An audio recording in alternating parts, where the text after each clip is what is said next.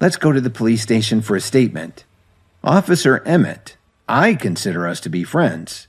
In the short time I've known you, we faced a lot together, even fought side by side. I'll just give you the pill." "Really?"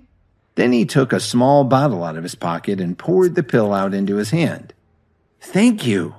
Then she quickly took out her phone and called her friend. "Hello? Where are you right now? I've got the pill." Officer Emmett said as she hung up the phone. "My friend is having breakfast at the Whistler Hotel. We're almost there, so let's head over to meet him."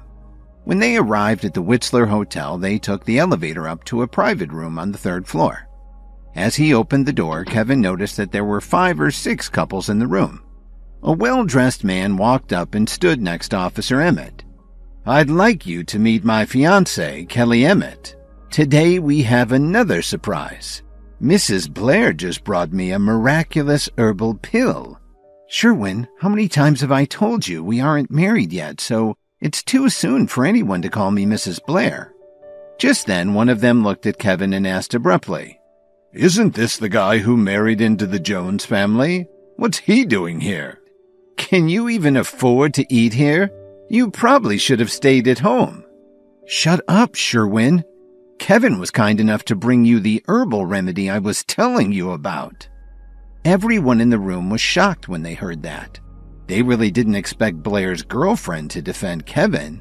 How could someone like him have any knowledge or skill to make an effective herbal remedy? Before Officer Emmett could respond, Kevin spoke up. "Because Officer Emmett and I are friends, I was going to give you a good price, but now I've decided to increase it by 30%. So what? The only reason Kelly has made any progress is her training and her healthy diet. It has nothing to do with that stupid pill of yours." "Okay, since her progress had nothing to do with me, then I guess I'll leave." "Stop! Who said you could leave without asking for permission?" "Enough! Sherwin, you're hurting my feelings."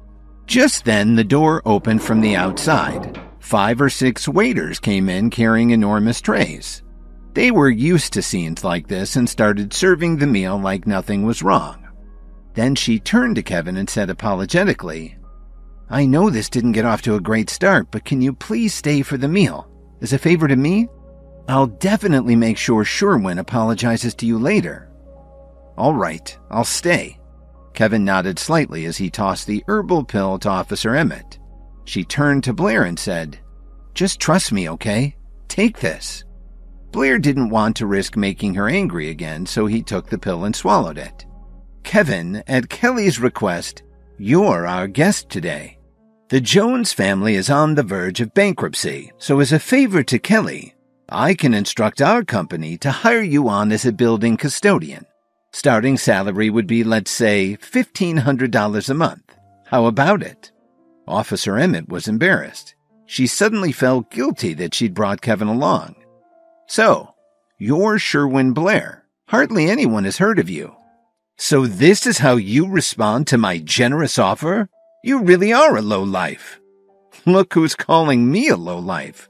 You should take a good look in the mirror," Kevin replied spitefully. Blair threw his wine glass on the floor. Shards of glass went everywhere. The door was flung open and Drake hurried into the room, followed by a few of his bodyguards. "What's going on here?" One of the people whispered to the others. "This is Drake. He's the head of security here." "Hello, sir." "Sir, I'm Sherwin Blair. Perhaps you've heard of me. He's the one who broke the wine glass. He was also very rude to my girlfriend. Please, show him the exit for me. Drake, are you really sure you want to do that?" As everyone watched in amazement, Drake offered his hand and apologized. "I'm so sorry, Mr. Williams. This is all my fault. I didn't recognize you right away, sir." "That's okay, Drake. How could you have known it was me?" "Mr. Williams, I had no idea that you were eating here today. Unfortunately, we're not prepared for you. Would you like me to set up one of the upstairs rooms for you?" Blair and his guests couldn't believe their ears. Only the most influential people in Chicago were invited upstairs. "Not today. Thanks. I'm going to take a stroll." "Okay, Mr. Williams. If you need anything, just let me know." Drake gestured for his men to follow him out of the room. Officer Emmett sped out of the room and ran after Kevin.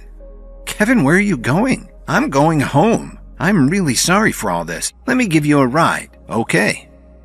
Kevin and Officer Emmett had just gotten to the parking lot when Blair ran over to them. Kelly, what are you doing? He figured Drake had been so nice to him because he was related to Grandma Jones. Just then, a long black car with tinted windows screeched to a stop in front of them. The door opened and someone fired what must have been tranquilizer darts at them. The three of them woke up one after another in what looked like the basement of an industrial building. Let me go! A second later, a man punched Blair in the stomach. He collapsed to the floor, writhing in pain. Who do you people think you are? I'm a lieutenant at the 30th District Station. We know who you are, Officer Emmett. That's why you're here. You captured dozens of my men lately. The day before yesterday, you were looking everywhere for me. Xavier Marshall from the Alliance? What do you want from me? Officer Emmett, you have very handsome companions. Marshall, let them go. I was the one who gave the order for your men to be arrested. It's my responsibility, not theirs. She knew very well what kind of dangerous organization the Alliance was. Her department had been trying to stop them for years. She's right. I'll pay $5 million for Officer Emmett's life and my own. Then Marshall turned around and looked at Kevin. Tell me, how much money would you pay in exchange for your life? You may be interested in my ring. Kevin showed him the ring he had taken from Dominic Archer. Kevin had a feeling that there was something special about the ring, but he didn't know exactly what it was. Where did you get this ring from? It's always been mine. When Marshall heard this, he looked like he'd been slapped in the face. Take him to the next room. I want to interrogate him properly. Then he turned around and left the cell. Two strong men escorted Kevin to the next room. When they got to the other room, Marshall asked the two men to leave. I'm sorry, sir. I had no idea you were the Night King. When Kevin heard this, he was puzzled. He had no idea who or what the Night King was. But now that he saw Marshall treating him like his superior, Kevin figured he could take advantage of the situation to get out of the place. Well, I can't fault you for your ignorance. Just do your job and leave the rest to me. Yes, sir. What Kevin didn't know yet was that nobody in the Alliance knew exactly where the Night King was. Marshall had obviously never met him. That's why he'd been caught by surprise when he saw Kevin wearing the ring. I haven't eaten anything today. I'll get someone to make something for you right away. Kevin nodded indifferently and Marshall left the room. Once Marshall was gone, Kevin took a look around the room. Kevin saw a black box. Inside, there was a small vial of powder and a book on how to prepare advanced herbal remedies. Then his eye caught a recipe for a powerful hallucinogenic powder that looked a lot like the one in the vial. Based on the description, it seemed to be some kind of herbal weapon. What the hell is going on here? Everybody seems to be into obscure herbal ingredients. First Cook, then Officer Emmett and Dominic, now this guy. Kevin heard a burst of hurried footsteps outside the door, so he stuffed the book and the powder under his shirt. Then he quickly closed the box and returned to his seat. When Marshall returned, Kevin clearly noticed that he'd glanced at the box. Hurry up and bring the food and wine. 3 men came in with trays of sandwiches and fruit, along with a few bottles of wine. They placed it all on the table and hurried out of the room. Would you like to sit down and join me? I couldn't impose. Please, enjoy your meal. I'll be waiting outside the door if you need anything. Then Marshall rushed out of the room. Kevin finished off the meal pretty quickly. Then he opened one of the bottles of wine and poured some of the powder into it. Is there anyone out there? Marshall immediately pushed the door open and entered. I'd like to reward your men for their diligence, Kevin said as he casually offered the bottle of wine. Thank you for your kind offer. However, we only drink to celebrate. Are you telling me that my arrival here isn't something worth celebrating? I'll give it to them right away, Marshall said gratefully as he headed out the door.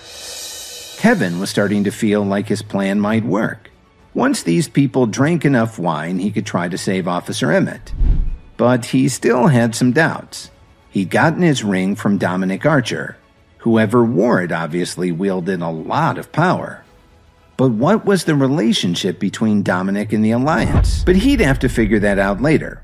Right now, Kevin's top priority was to get out of this place. Kevin poured more of the hallucinogen into the rest of the bottles of wine. Come back in.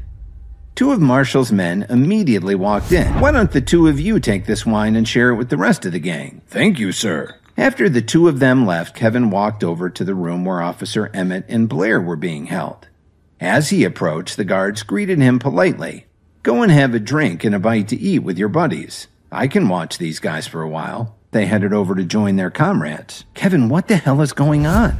Why are they calling you sir? They probably think I'm some big shot."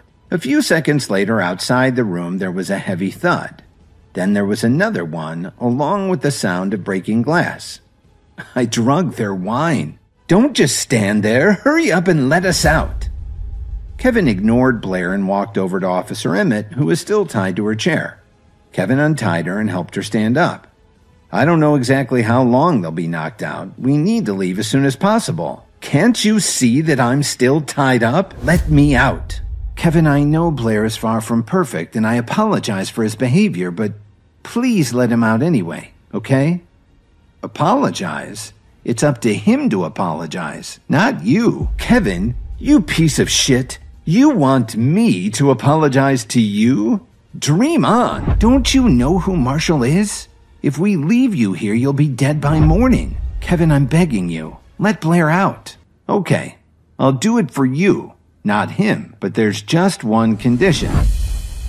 Hi, Kevin here. If you were wondering what happens next, then download the Pocket FM app and listen to the exciting episodes of Insta Empire now with the link in the description.